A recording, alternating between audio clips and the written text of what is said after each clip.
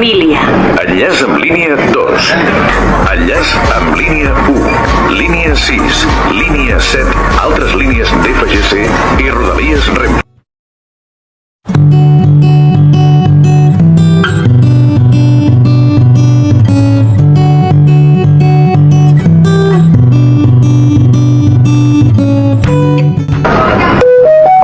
Pròxima estació, Sagrada Família. enllaç amb línia 2. Enllaç amb línia 1. Línia 6. Línia 7. Altres línies d'FGC i Rodalies Renfe. And rise. Let's pretend we're dancing in the street in Barcelona.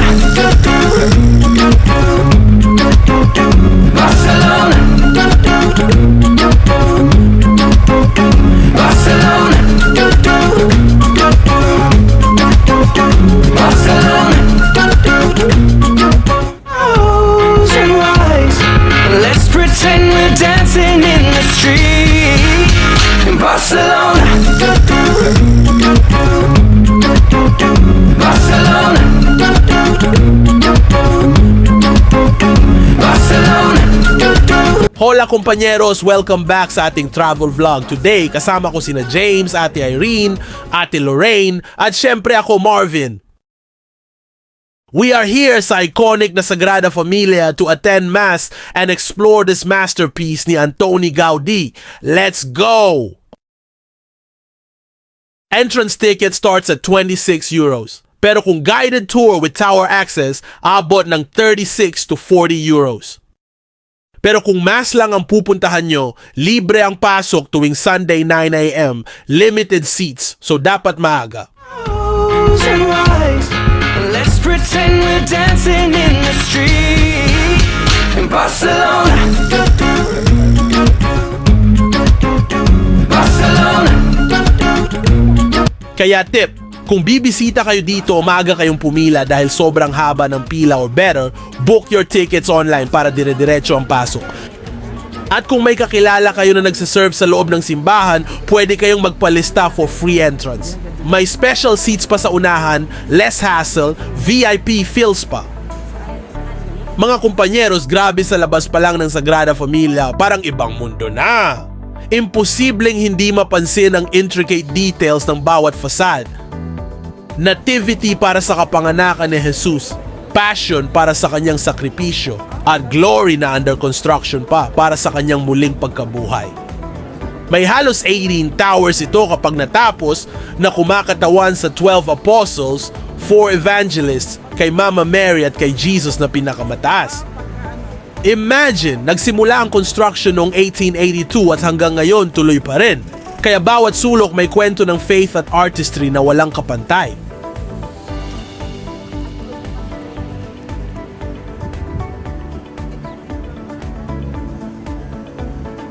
Bago pa man tayo makapasok sa loob, aba! Grabe na agad ang security dito sa Sagrada Familia. May metal detectors, bag check, at ticket scan. Parang airport level, kaya ready na ang lahat sa line. Pero sulit naman, dahil protektado ang artwork at lahat makakapag-enjoy ng safe.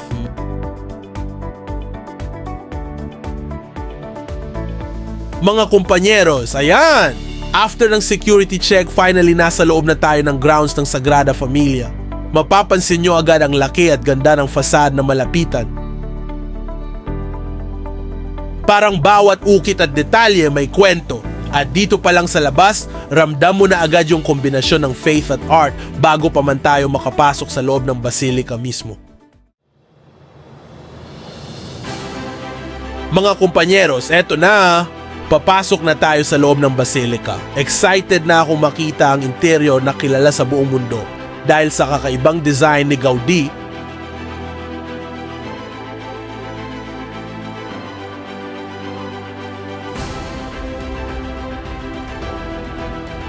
Parang nature na ginawang simbahan. Tara, samahan nyo kami sa loob at damhin natin ang ganda at solemnity ng lugar.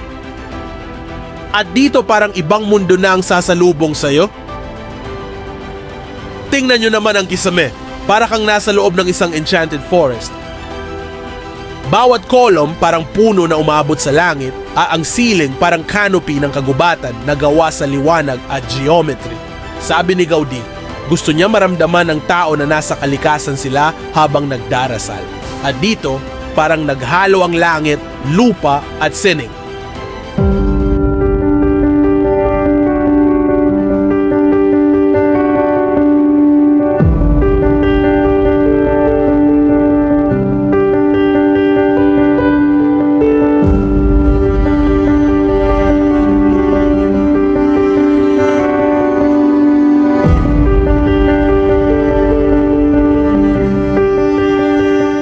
Ito na ang isa sa pinakamagandang tanawin sa mundo. The interior of Sagrada Familia, parang obra maestra ng langit at lupa. Let's take a moment to simply watch and feel the beauty of Gaudi's vision.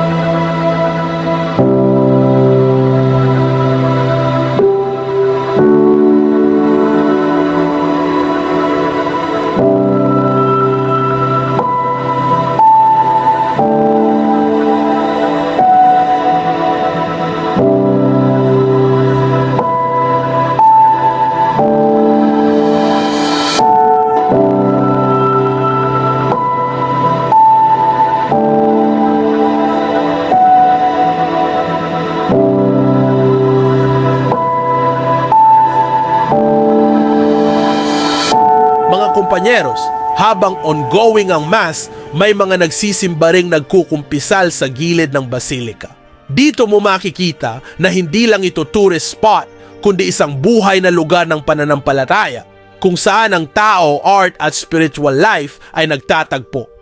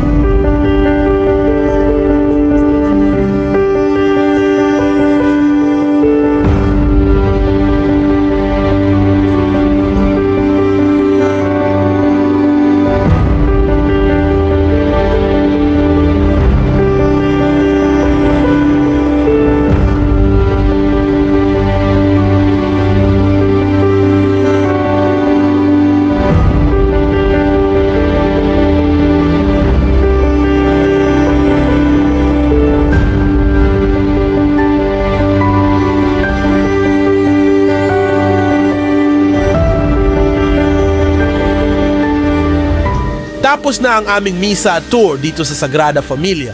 Grabe, bawat sulok ng simbahan, mula labas hanggang loob, ay obra maestra.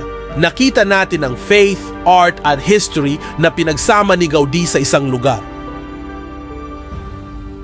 Mga kumpanyeros, OFW ka man sa bawat sulok ng mundo, malayo tayo sa pamilya at sa sariling bansa, huwag nating kalimutan na may Diyos na laging nagbabantay at gumagabay sa atin. Sa bawat pagod at sakripisyo, may dahilan at may blessing na naghihintay.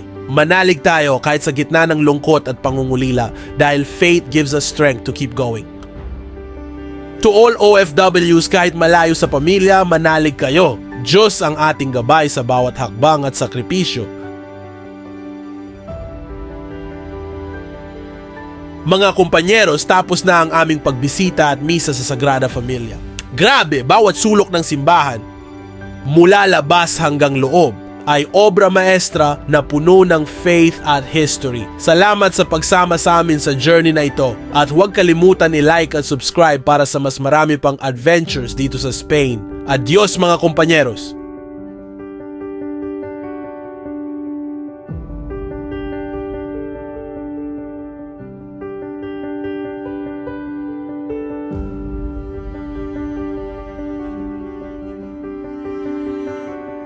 Sa Proverbs 3:5-6, paalala, trust in the Lord with all your heart and lean not on your own understanding. In all your ways submit to Him and He will make your path straight. Kahit malayo sa pamilya, manalig ka, hindi ka nag-iisa.